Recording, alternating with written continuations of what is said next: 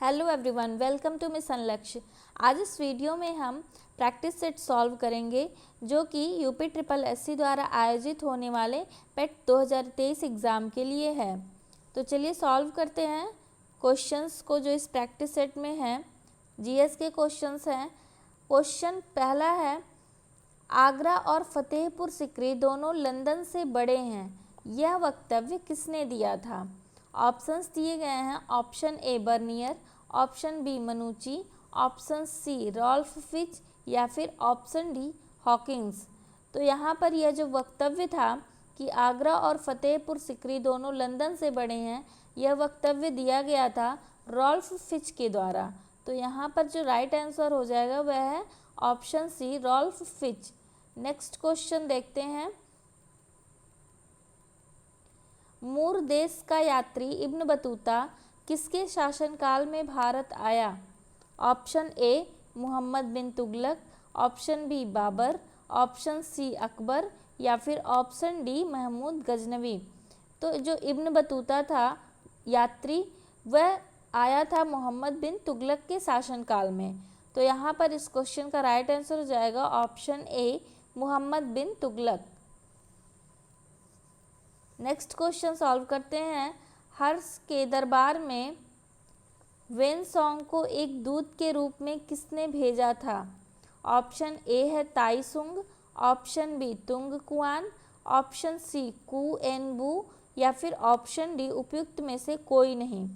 तो दोस्तों, हर्ष के दरबार में वेनसोंग आया था, वह एक दूत के रूप में नहीं आया था, वह वास्तव में वह भारत में आया था नालंदा विश्वविद्यालय से ज्ञान की प्राप्ति के लिए। तो यहाँ पर वह बौद्ध भिक्षु के रूप में वो भारत भ्रमण किया था उसने। तो इसलिए यहाँ पर ये जो क्वेश्चन है कि उससे किसने भेजा था, तो इस क्वेश्चन का राइट आंसर हो जाएगा उपयुक्त में से कोई नहीं। यहाँ पर सही आंसर है ऑप्शन डी उपयुक्त में से कोई नहीं। नेक्स्ट क्वेश्चन है, सूची 1 को सूची 2 से सुमेलित कीजिए और सूचियों के नीचे दिए गए कूट से सही उत्तर चुनिए। सूची 1 को सूची 2 से सुमेलित करना है। तो यहाँ पर हम पहले सुमेलित करेंगे। लकुलिस ये संबंधित हैं पाशुपत से, नागार्जुन यह संबंधित हैं शून्यवाद से, और भद्रबाहु यह संबंधित हैं जैन से, और गोसाल संबंधित हैं आजीवक से, आजीवक सिद्धांत। लकुलिस का था पाशुपत सिद्धांत, नागार्जुन का शून्यवाद सिद्धांत, भद्रबाहु का जैन सिद्धांत और गोसाल का आजीवक सिद्धांत। तो इस तरह से यहाँ पर मैच करेंगे तो कौन सा ऑप्शन मैच होगा? ऑप्शन बी राइट आंसर हो जाएगा। नेक्स्ट क्वेश्चन सॉल्व करेंगे। निम्नलिखित में से कौन शुक्ल यजुर्वेद की संहिता है? Option A Vajasaneyi, option B Maitrayani, option C Taittiriya, option D Kathaka. तो यहाँ पर शुक्ल यजुर्वेद की जो संहिता है इन चारों में से वह है वाजस्नेयी। तो इस तरह से जो राइट आंसर हो जाएगा वह है option A Vajasaneyi. Next question solve करते हैं। सूची 1 को सूची 2 से सुमेलित कीजिए तथा सूचियों के नीचे दिए गए कूट का प्रयोग करते हुए सही उत्तर का चयन कीजिए। सूची 1 में दिया गया है अधिनियम के बारे में, और सूची 2 जो है वह है किस अधिनियम में कौन सी बात कही गई है। ऑप्शन यहाँ पर पहला है द रेगुलेटिंग एक्ट 1773, बी है भारत परिषद अधिनियम 1909, सी भारत सरकार अधिनियम 1919 और डी भारत सरकार अधिनियम 1935। इसे मैच करना है। तो यहाँ पर हम देखेंगे रेगुलेटिंग एक्ट 1773 में क्या था। सूची 2 में हम देखेंगे तो सुप्रीम कोर्ट की स्थापना यह 1773 के रेगुलेटिंग एक्ट के तहत की गई थी। तो यहाँ पर इसका चौथे का ए हो जाएगा। और फिर भारत परिषद अधिनियम 1909, भारत परिषद अधिनियम 1909 में सांप्रदायिक निर्वाचन मंडल का प्रारंभ हुआ था। तो यहाँ पर ऑप्शन बी का 3 से मैच होगा।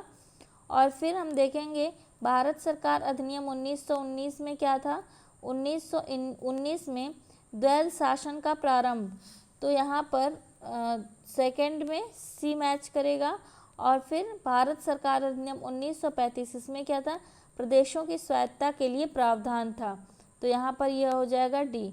इस तरह से मैच करेंगे, ए का 4 और बी का 3, सी का 2 और डी का 1। तो इस तरह से यहाँ पर राइट आंसर हो जाएगा option B. Next question solve करेंगे। कांग्रेस के त्रिपुरी अधिवेशन के पश्चात सुभाष चंद्र बोस और दक्षिणपंथी का समस्त झगड़ा किस प्रश्न पर केंद्रित हो गया? ऑप्शन दिए गए हैं। ऑप्शन ए है कांग्रेस कार्यकारिणी समिति का गठन, ऑप्शन बी देशी राज्यों के प्रतिनीति, ऑप्शन सी केंद्र सरकार के प्रति रुख, ऑप्शन डी कांग्रेस समाजवादी दल के सदस्यों की दोहरी सदस्यता। तो जो त्रिपुरी अधिवेशन के पश्चात जो झगड़ा हुआ था वह किस पर केंद्रित हुआ था? वह प्रश्न, झगड़ा किस प्रश्न पर केंद्रित हो गया था? कांग्रेस कार्यकारिणी समिति का गठन जो था, इस पर ये पूरा प्रश्न, इसी प्रश्न पर केंद्रित हो गया था ये पूरा समस्त झगड़ा जो था। तो यहाँ पर ऑप्शन ए जो है इस क्वेश्चन का राइट आंसर होगा, कांग्रेस कार्यकारिणी समिति का गठन। नेक्स्ट क्वेश्चन देखेंगे क्या है। चौरी चौरा किस जनपद में स्थित है? दोस्तों चौरी चौरा जो है यह एक इतिहास के दृष्टिकोण से बहुत ही महत्वपूर्ण स्थल है। तो यहाँ प्रश्न पूछा गया किस जनपद में स्थित है। ऑप्शन दिया गया है, option A Deoria, option B Gorakhpur, option C Kushinagar, option D Maharajganj. तो चौरी चौरा जो है वह गोरखपुर जनपद में स्थित है। तो यहाँ पर राइट आंसर हो जाएगा option B Gorakhpur. Next question solve करेंगे। निम्न क्रांतिकारियों को जीवन के अंत के प्रकार के आधार पर सुमेलित कीजिए। यहाँ पर क्रांतिकारियों के नाम दिए गए हैं और उनके जीवन का अंत किस प्रकार हुआ उसी के आधार पर सुमेलित करना है। पहला है जो ए कंटेंट दिया गया उसमें है जतिन दास, बी में चंद्रशेखर आज़ाद, फिर भगत सिंह और कल्पना दत्त। तो जतिन दास जो थे इनके जीवन का अंत हुआ था भूख हड़ताल से। चंद्रशेखर आज़ाद, इनके जीवन का अंत हुआ था मुठभेड़ के दौरान और इलाहाबाद में हुआ था। चंद्रशेखर आज़ाद का जो इनके जीवन का अंत था इलाहाबाद में हुआ था मुठभेड़ के दौरान। भगत सिंह, इनका जो इनके जीवन का अंत हुआ था फांसी से। और कल्पना दत्त, इनके जीवन का अंत हुआ था आजीवन कारावास में। तो इस तरह से हम ऑप्शंस मैच करेंगे तो देखेंगे ए का 2 है, फिर उसके बाद से बी का 3 है। ए का 2, बी का 3, फिर सी का है 4।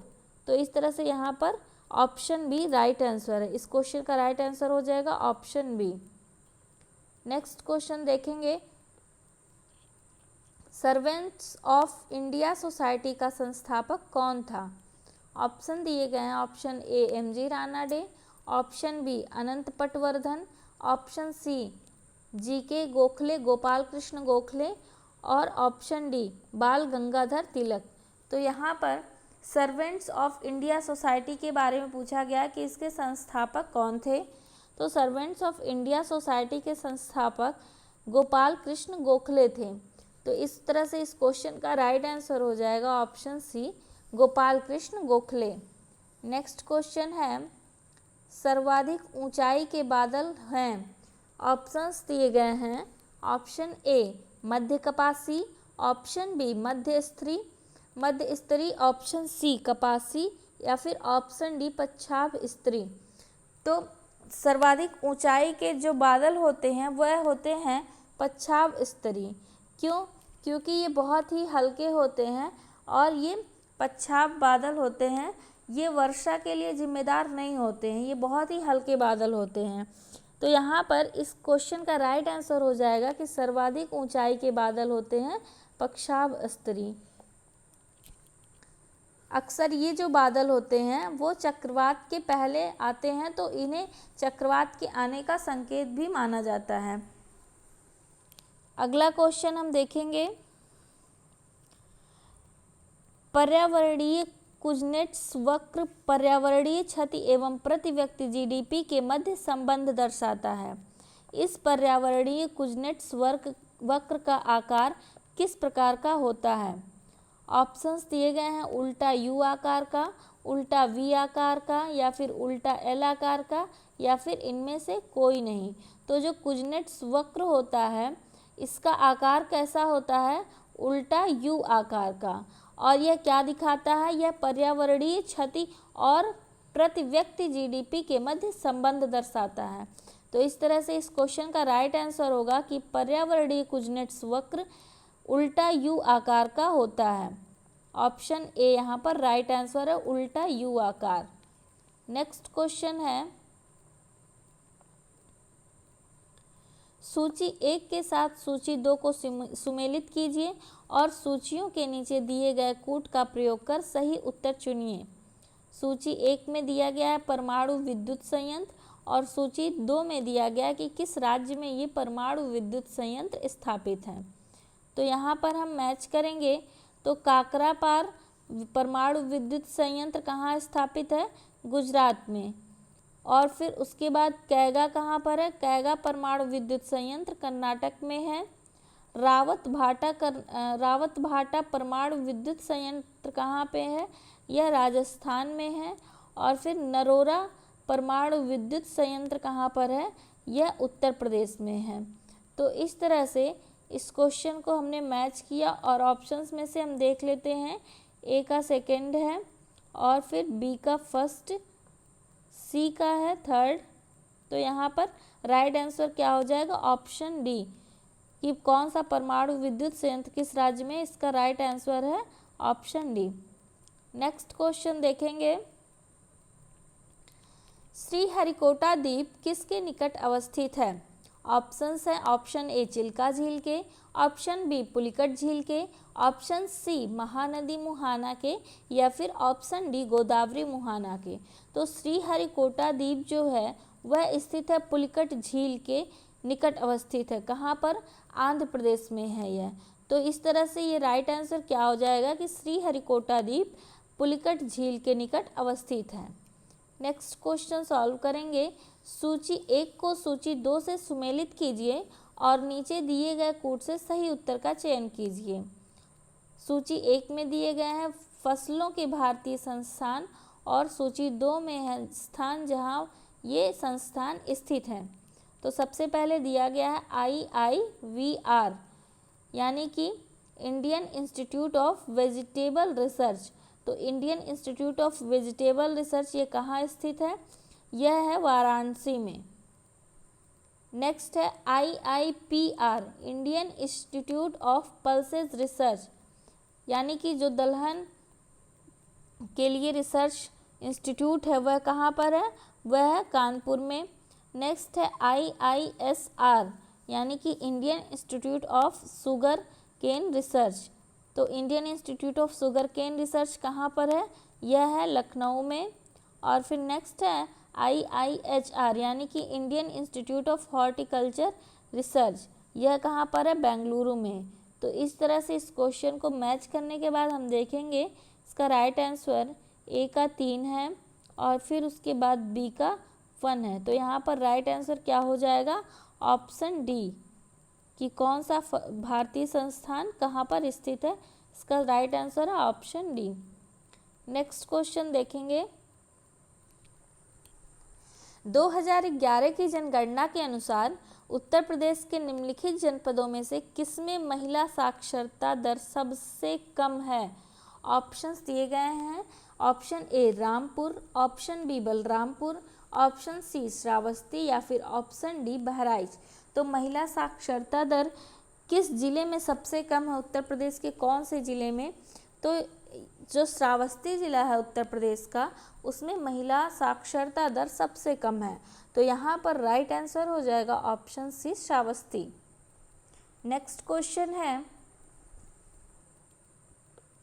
निम्न में से नकदी फसल कौन सी नहीं है? ऑप्शंस दिए गए हैं, option A jute, option B मूंगफली, ऑप्शन सी ज्वार या फिर ऑप्शन डी गन्ना। तो तो नकदी फसल यहाँ पर कौन सा नहीं है? जूट नकदी फसल है, मूंगफली भी नकदी फसल है, गन्ना भी नकदी फसल है, लेकिन ज्वार जो है यह खाद्यान्न फसल में आता है, ना कि नकदी फसल में। तो यहाँ पर राइट आंसर हो जाएगा ज्वार, जो कि एक खाद्यान्न फसल है, यह नकदी फसल नहीं है। नेक्स्ट क्वेश्चन है, स्मार्ट मनी शब्द का प्रयोग होता है, कहाँ पर स्मार्ट मनी शब्द का प्रयोग होता है? ऑप्शन ए है इंटरनेट बैंकिंग में, ऑप्शन बी क्रेडिट कार्ड में, ऑप्शन सी बैंक में बचत खाता में, या फिर ऑप्शन डी बैंक में चालू खाता में। तो दोस्तों स्मार्ट मनी शब्द जो है इसका प्रयोग कहाँ होता है? क्रेडिट कार्ड में होता है। तो इस तरह से इस क्वेश्चन का राइट आंसर हो जाएगा ऑप्शन बी, क्रेडिट कार्ड में स्मार्ट मनी शब्द का प्रयोग होता है। नेक्स्ट क्वेश्चन सॉल्व करेंगे। मुद्रास्फीति की दरें किस सूचकांक पर आधारित होती हैं? तो जो मुद्रास्फीति की दरें होती हैं वह किस सूचकांक पर आधारित होती हैं? ऑप्शन ए है उपभोक्ता मूल्य सूचकांक पर, ऑप्शन बी थोक मूल्य सूचकांक पर, ऑप्शन सी औद्योगिक श्रमिक उपभोक्ता मूल्य सूचकांक पर, या फिर ऑप्शन डी ग्रामीण श्रम उपभोक्ता मूल्य सूचकांक पर। तो मुद्रास्फीति की जो दरें होती हैं वह आधारित होती हैं थोक मूल्य सूचकांक पर। तो यहाँ पर इस क्वेश्चन का राइट आंसर हो जाएगा ऑप्शन बी, थोक मूल्य सूचकांक, जिस पर मुद्रास्फीति की दरें आधारित होती हैं। नेक्स्ट क्वेश्चन है, मुद्रा एवं वित्तीय मामलों में सरकार का वित्तीय अभिकर्ता एवं सलाहकार कौन है? जो मुद्रा और वित्तीय मामले होते हैं सरकार के, उस पर कौन सलाह देता है? तो यहाँ पर ऑप्शंस दिए गए हैं। Option A NABARD, option B SBI State Bank of India, option C Reserve Bank of India, या फिर ऑप्शन डी उपरोक्त में से कोई नहीं।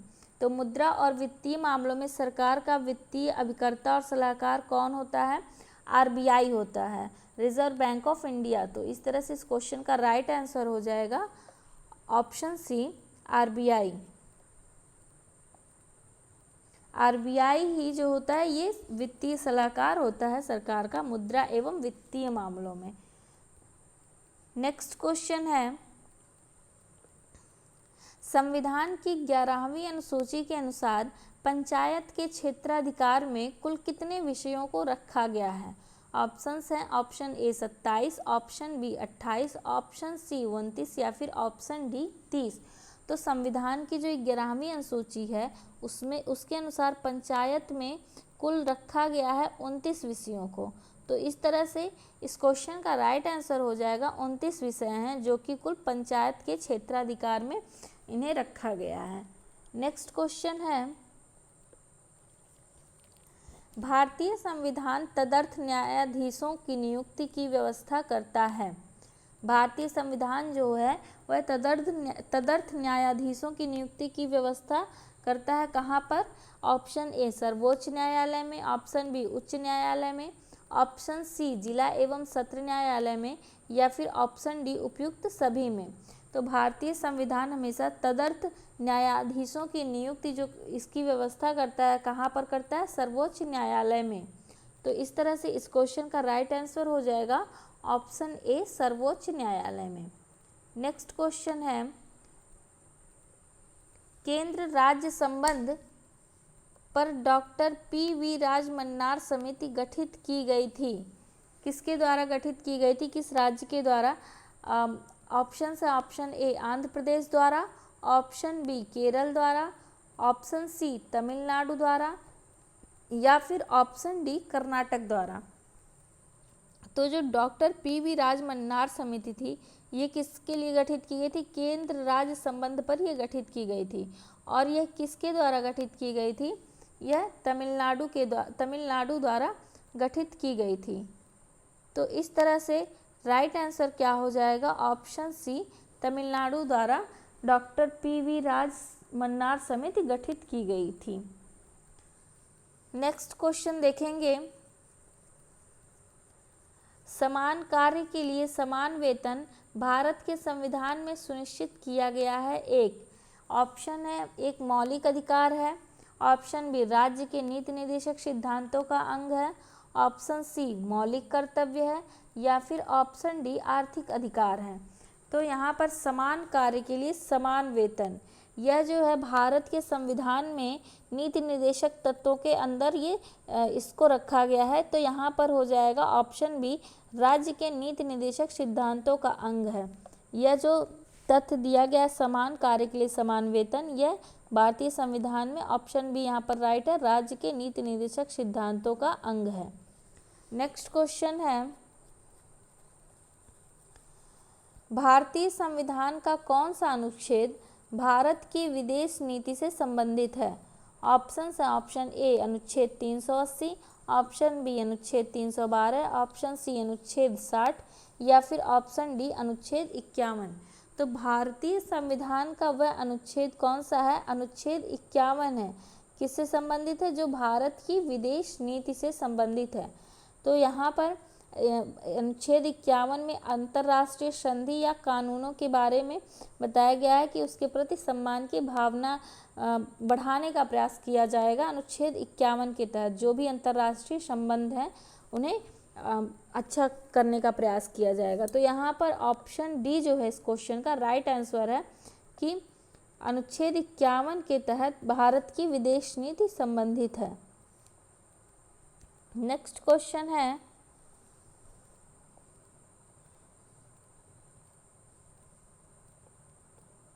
निम्नलिखित में से कौन सा युग्म सही सुमेलित नहीं है? ऑप्शंस दिए गए हैं niacin, pellagra, thiamine, beriberi, vitamin D सूखा रोग, या फिर विटामिन के बंध्यापन। तो यहाँ पर हमें विटामिन का नाम दिया गया है और उसकी कमी से होने वाले बीमारियों के नाम दिए गए हैं कि कौन सा विटामिन अपनी कमी से होने वाली बीमारी से संबंधित नहीं है। तो नियासिन जो है इससे कौन सी बीमारी होती है? इससे पेलाग्रा बीमारी होती है, ये विटामिन B3 को कहा जाता है। थायमिन जो है, थायमिन से कौन सी बीमारी होती है? थायमिन विटामिन की कमी से बेरी रोग हो जाता है। और थायमिन कौन से विटामिन का नाम है? विटामिन B1 का नाम है। और फिर इसी तरह से विटामिन डी की कमी से क्या होता है? सूखा रोग हो जाता है। और विटामिन के की कमी से क्या होता है? यहाँ पर बंध्यापन, ये गलत दिया हुआ है। विटामिन के की कमी से जो है क्या होता है कि रक्त का थक्का नहीं बनता है, और बंध्यापन जो होता है ये विटामिन ई की कमी से होता है। तो इस तरह से यहाँ पर हम देखेंगे विटामिन के बंध्यापन ये सही से सुमेलित नहीं किया गया है। तो यहाँ पर इस क्वेश्चन का राइट आंसर हो जाएगा ऑप्शन डी विटामिन के बंध्यापन। बाकी सभी जो है विटामिन अपनी कमी से होने वाली रोगों से संबंधित दिए गए हैं।